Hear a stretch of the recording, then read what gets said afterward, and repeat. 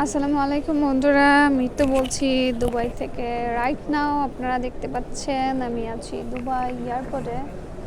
So so so so ভিডিওটা করতে ভালো লাগছে। সবসময় রুমের ভিতরে ভিডিও করা হয় অথবা অফিস থেকে বের হয়ে, এখন হচ্ছে একটু সময় পেলাম। আমার একজন কি বলে রিলেটিভ বা আত্মীয় স্বজন হচ্ছে আসতেছেন দুবাইতে। তাকে আর কিছুক্ষণের মধ্যে হচ্ছে এয়ারপোর্ট থেকে রিসিভ করব। আর এখানে এসে আপনাদের সাথে আজকে লাইভ করলাম প্রায় 1 ঘন্টা, ফেসবুক থেকে ইউটিউব থেকে। তো এখন যতটুকু সময় পেলাম ভাবলাম আর একটা ভিডিও মেক করি, যেহেতু এয়ারপোর্টে আছি। ভিডিও মেকিংয়ের বিষয়টা হচ্ছে আপনারা হচ্ছে ইমিগ্রেশন রিলেটেড কোশ্চেন করেছিলেন যে আপু দুবাই হাই প্রফেশনাল ভিসা পাওয়ার পরে হচ্ছে ইমিগ্রেশন কিভাবে কমপ্লিট করব, একটু ইমিগ্রেশন নিয়ে কথা বলবেন। সো ভিডিও টেনে দেখবেন না, ভিডিও সম্পূর্ণ দেখবেন। প্রথম কথা হচ্ছে আপনার প্রিপারেশনটা হবে যে ধরে নিলাম আপনি যেহেতু এই কোশ্চেনটা করেছেন, ধরে নিলাম আপনার ভিসা হয়ে গেছে। তো আপনার ই ভিসা পাওয়ার পরে আপনার পরবর্তী কাজ হচ্ছে দুবাইতে আসার জন্য আপনার ম্যান পাওয়ারের কার্ড করাটা। বিএমইটির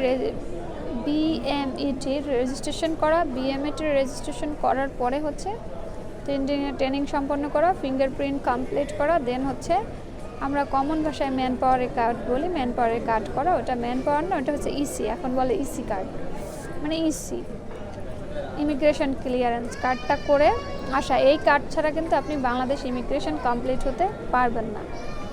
তারপর আপনার এয়ার টিকিট করা, এয়ার টিকিট করার পরে হচ্ছে আপনার কাজ সুন্দরভাবে প্যাকিং করা। লাগেজে আপনার যে প্রয়োজনীয় জিনিসগুলো আনতে পারেন, যেগুলো আমি আনার জন্য সাজেশন করব। বাংলাদেশ থেকে ছেলে বা মেয়ে হন, প্রচুর পরিমাণে টি শার্ট, পলো শার্ট, জিন্সের প্যান্ট, অফিসিয়াল ফরমাল প্যান্টগুলো, এবং যারা হচ্ছে কটনের যে শার্টগুলো পরেন এগুলো নিয়ে আসবেন, টপসগুলো নিয়ে আসবেন। আমাদের দেশে এগুলো খুবই সুন্দর এবং রিজনেবলের মধ্যে, এইখানে দামগুলো বেশি। যাদের ব্লেজার আছে ব্লেজারগুলো নিয়ে আসবেন, এখানে প্রচুর পরিমাণে ব্লেজার লাগে যারা অফিসিয়াল জব করবেন। আর মানে সবারই তো টার্গেট অফিসিয়াল জবগুলো করার। তারপর হচ্ছে আপনারা যেটা হচ্ছে কিছু প্রাথমিক পর্যায়ে এসে চলার জন্য 1-2 মাস চলার জন্য কিছু একটু মশলাপাতি নিয়ে আসতে পারেন, যে যার খাবার অনুযায়ী। অনেকে হচ্ছে লিকুইড কোনো জিনিস যদি আনেন সেটা আপনার বুকিং লাগেজে দিবেন। এটা মূলত আপনার প্রিপারেশন। তারপর হচ্ছে বাংলাদেশ ইমিগ্রেশনে যখন আসবেন অবশ্যই আপনার সার্টিফিকেটের অ্যাটাস্টেশন কপি, পাসপোর্টের ইনফরমেশনের কপি, এবং আপনার যে বিএমইটি, আমার শুধু বিআইএমইটি চলে আসে কারণ আমি বিআইএমএ করছি তাই। তো বিএমইটির হচ্ছে যে ইসি কার্ড আছে, ওই ইসি কার্ড অবশ্যই এয়ারপোর্টে আপনাকে ইমিগ্রেশনের সময় দেখতে পাওয়া যাবে। বাংলাদেশের ইমিগ্রেশন কি আর বলবো, যত হ্যারাসমেন্ট ওখানেই করে, অন্যান্য পৃথিবীর কোথায় করে না, এরকম সময়ও নাই। সো ওখানে এটা আপনার দেখতেই চাইবে। আর আপনি অবশ্যই এয়ারপোর্টে হাতে টাইম নিয়ে আসবেন। আর এয়ারপোর্টে যদি হাতে টাইম না নিয়ে আসেন, আপনার যদি টাইমের জন্য শর্টফট করেন, এইদিকে বাইরে এসে গেটে এত ভিড় থাকে, সিরিয়ালে দাঁড়ান, এদিকে আপনার ফ্লাইট লেট হয়ে যায়। অনেক সময় আপনার গেটের সামনে অনেকে আসবে, দালাল আর কি, ব্রোকাররা এসে বলবে আপনাকে আগে পাস করে দেয়, আমাকে 1000 টাকা দিয়েন বা 500 টাকা দিয়েন। না, কোনো দরকার নাই। আপনি আগে গিয়ে সামনে গিয়ে যে আনসার থাকে ওনাকে বলবেন যে আমার দেরি হয়ে গেছে, আমার ফ্লাইট এতটায়। উনি আপনাকে একটা ফাঁকে ঢুকাই দিবে। সো আপনি ভিতরে চলে আসবেন, চলে এসে আপনার বুকিং কমপ্লিট করবেন।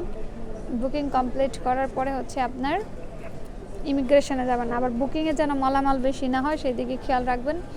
লিকুইড কোনো জিনিস জন্য ধরেন আমি একটু বলে দিলাম যে আপনি সরিষার তেল আনলেন, সাপোজ উদাহরণস্বরূপ, ওইটা আপনার হচ্ছে হ্যান্ড ক্যারিতে দিবেন না, ওইটা বুকিংয়ে ভালোভাবে সুন্দরভাবে র্যাপিং করে বুকিংয়ে দিবেন। আর বুকিংয়ে যে ব্যাগগুলো দেবেন চেষ্টা করবেন র্যাপিং করার জন্য কিছু টাকা গেলেও সুন্দরভাবে সব কিছু নিজের নাম দিয়ে গুছিয়ে বুকিংয়ে দিয়ে দিবেন। এরপরে ইমিগ্রেশন আপনাকে যেটা ইমিগ্রেশনের কাউন্টার চেষ্টা করবেন যেখানে কম ভিড় আছে সেখানে দাঁড়ানোর জন্য। আর আপনার হাতে কাগজপত্র সব রেডি রাখবেন, ওরা দেখবে। ওদের কাগজপত্র চাওয়া মাত্রই দিয়ে দিবেন। আপনার ভিসা কপি, কন্ট্যাক্ট লেটার, আপনার হচ্ছে কোন ভিসায় যাচ্ছেন, কোন কোম্পানিতে যাচ্ছেন এটা জানতে চায়। এই আপনার ওই যে ভিসাটা আছে না, ভিসায় হচ্ছে আপনার মালিকের নাম, কোন কোম্পানিতে যাচ্ছেন, কন্ট্যাক্ট লেটার, এগুলো সব ডিটেলস থাকে। তো বিশেষ করে আপনার কোম্পানির নামটা আপনি সবসময় মনে রাখবেন। কোম্পানির নাম, এবং কোন ডেজিগনেশনে যাচ্ছেন এটাও জিজ্ঞাসা করে। যেমন আমাকে জিজ্ঞাসা করেছিল, প্রথমত আমাকে ভেবেছে, মানে আমার রিয়েল এক্সপিরিয়েন্স থেকে বলি, আমাদের বয়স কম, তো ফেস দেখে ওরা ভাবছে আমি স্টুডেন্ট, আর আমার পাসপোর্টে এমনি স্টুডেন্ট ভিসা। তো দেন আমি বলছি না, আমি তো দুবাইতে যাচ্ছি, আমি স্টুডেন্ট না, আমি এবার হচ্ছে ওয়ার্ক পারমিটে যাচ্ছি। দেন বলছে ও আচ্ছা ঠিক আছে। দেন আমাকে কোশ্চেন শুরু, এদিকে আমার ছেড়ে দিচ্ছিল, আমাকে যে স্টুডেন্ট ভেবে ছেড়ে দিয়েছিল, যে আমি বলছি যে আমি ওয়ার্ক পারমিটে যাচ্ছি, তখন আমাকে আবার পেছনে পাঠাইছে, আমার ম্যান পাওয়ার চেক করছে, মানে ইসিকা ম্যান পাওয়ারে কার্ড চেক করছে, এই ব্লা ব্লা ব্লা ব্লা ব্লা, আর কি বাংলাদেশে যেটা করে। তো দেন ওখান থেকে আপনি কমপ্লিট করে ধরে নিলাম যে আপনি প্লেনে ওঠার জন্য রেডি। প্লেনে উঠলেন, চলে আসলেন দুবাই এয়ারপোর্ট। তো দুবাই এয়ারপোর্ট, যদি আপনি দুবাই এয়ারপোর্টে আসেন বা শারজাতে আসেন, আমি অনেকের কাছে শুনেছি, মানে আমার একটা ভাই আসছিলেন, শারজা এয়ারপোর্টে নাকি কোনো একদম কিছুই জিজ্ঞাসা করে না, খুবই স্মুথলি আসা যায়। দুবাই এয়ারপোর্টেও কিছুই জিজ্ঞাসা করেনি। আমার তো দুবাই এয়ারপোর্টে মনে হয় সব মিলিয়ে 1 মিনিট লেগেছিল ইমিগ্রেশন। তো সেই ক্ষেত্রে আপনার ক্ষেত্রে হয়তো বা আপনাদের ক্ষেত্রে দুবাই ইমিগ্রেশন যেটা দেখতে চাইবে আপনার পাসপোর্ট এবং ভিসা কপি, এই 2টা জিনিস দিলেই এনাফ। আর হয়তো বা আপনাকে জিজ্ঞাসা করে, হয়তো বা, এখন এটা পার্সন টু পার্সন ভেরি করে, সবাইকে তো সব কিছু জিজ্ঞাসা করে না। তারপরে কোম্পানির নাম, ডেজিগনেশন, কোন কোম্পানিতে যাচ্ছেন, কোম্পানির লোকেশন কোথায় এটা বলবেন, এবং বর্তমানে আপনি কোন লোকেশনে যাচ্ছেন সেটাও জিজ্ঞাসা করে যে বর্তমানে কোন লোকেশনে যাচ্ছেন, যদি আপনাকে জিজ্ঞাসা করে। সো ইমিগ্রেশন হচ্ছে এই কোশ্চেনগুলো সাধারণত করে থাকে। আর এতটা বেশি ভারী লাগেজ বা এতটা বেশি কিছু আনার দরকার নেই, যেটা চক্ষু দৃষ্টিতে বাজে। আর হচ্ছে যেটা আপনার লাগেজ ক্যারি থাকবে সেটা তো আপনি নিয়েই আসবেন। আর এই মুহূর্তে আমার মাথায় আর আসতেছে না আর কি,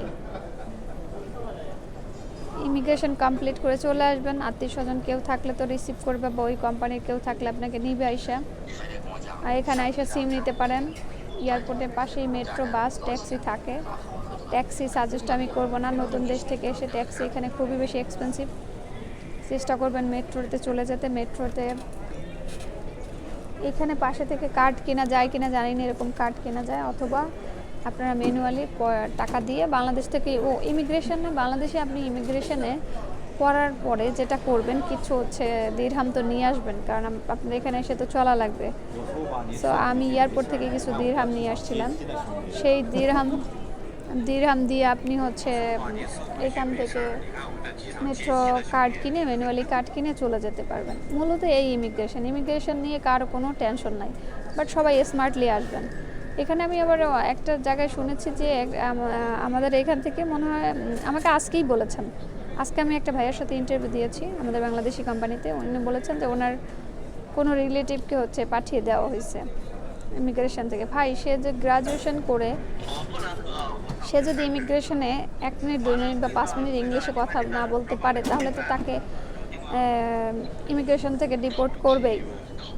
তো সাধারণত করে না, এটা খুবই কম, 1% বলা যায়, 1% বা 2%। যদিও আমি এটা একটা মানে আন্দাজা বলছি, কিন্তু এটা বলাও একটা ভুল হয়ে গেছে ভিডিওতে। আপনার যদি কনফিডেন্ট না থাকে, কনফিডেন্টলি কথা বলতে না পারেন, আমাদের দেশে তো ডাক্তার না হলেও সার্টিফিকেট বানায় ডাক্তার হয়ে যায়, ইঞ্জিনিয়ার না হলেও ইঞ্জিনিয়ারের সার্টিফিকেট বানায় যদি চলে আসেন, তারপর তারা যদি কোশ্চেন করে, তার কনফিডেন্টলি উত্তর না দিতে পারেন, ভুলভাল বলেন বা চুপ থাকেন, ভাই তাহলে তো আপনাকে রিটার্ন দিবেই। তবে হ্যাঁ, যারাই আসবেন ভিসায় স্মার্টলি কথা বলবেন, আপনার প্রেজেন্টেশন, পোশাক আশাক যেন স্বাভাবিক থাকে এবং স্মার্ট থাকে।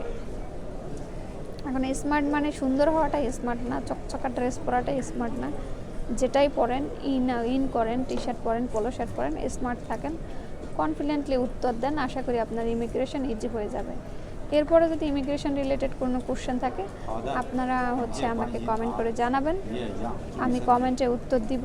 যারা আমার সাথে যোগাযোগ করতে চাচ্ছেন, আমার এই যে ইউটিউব চ্যানেলের নামেই ফেসবুক পেজ আছে, SME2 লিখে সার্চ দিবেন, সেখানে নক দিবেন। আর আমি যথেষ্ট ইউটিউবে অ্যাক্টিভ থাকি, আপনারা কোশ্চেন করতে পারেন।